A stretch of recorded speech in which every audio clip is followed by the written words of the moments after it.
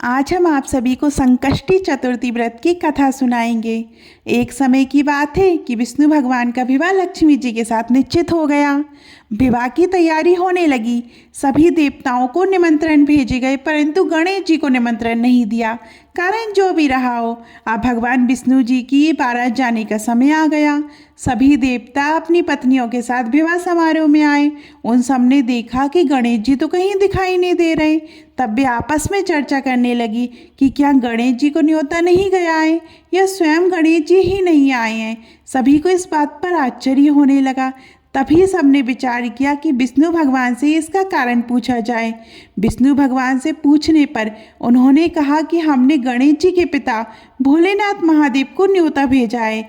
यदि गणेश जी अपने पिता के साथ आना चाहते हो तो आ जाते। अलग से न्योता देने की कोई आवश्यकता भी नहीं थी। दूसरी बात ये कि उनको सवा मन मूंग, सवा मन चावल और सवा मन घी और सवा मन लड्डू का भोजन दिन भर में चाहिए।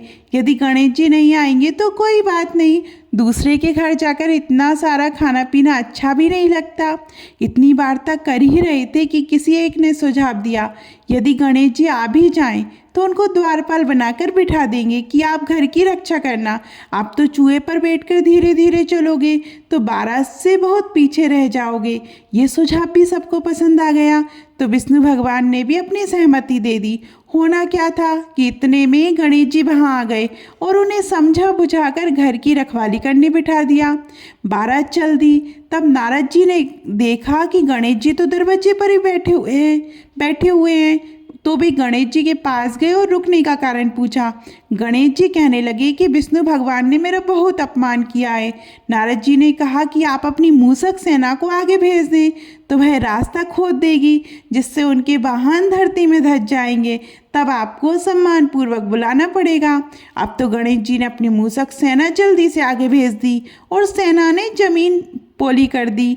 जब बारात वहाँ से निकली तो रथों के पहिए धरती में धंस गए। लाख कोशिश करें परंतु पहिए नहीं निकले। सभी ने अपने अपने उपाय किए परंतु पहिए तो नहीं निकले, बल्कि जगह जगह से टूट गए। किसी की समझ में नहीं आ रहा था कि अब क्या किया जाए। तब तो नारद जी ने कहा, आप लोगों ने गणेश जी का अपमान करके अच्छा नहीं किया।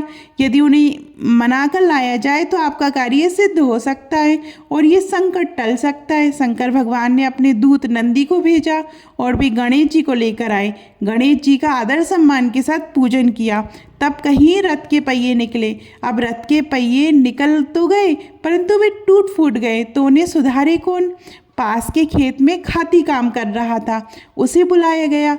खाती अपना कार्य करने के पहले श्री गणेशाय नमः कहकर गणेश जी की वंदना मन ही मन करने लगा। देखते ही देखते खाती ने सभी पहियों को ठीक कर दिया। वह खाती कहने लगा कि हे देवताओं, आपने सर्वप्रथम गणेश जी को नहीं मनाया होगा और ना ही उनकी पूजन की होगी, इसलिए तो आपके साथ ये संकट आया है। हम तो मूर्ख अज्ञानी हैं, फिर भी पहले गणेश जी को पूजते हैं, उनका ध्यान करते हैं। आप लोग तो देवता गण हैं, फिर भी आप गणेश जी को कैसे भूल गए। अब आप लोग भगवान श्री गणेश जी की जय बोलकर जाएं तो आपके सब काम बन जाएंगे और कोई संकट भी नहीं आएगा।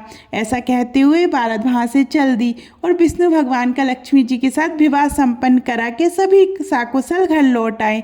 जय गणेश जी। आपने विष्णु को जैसो कारस सारियो ऐसो कारस सबको सिद्ध कर जो।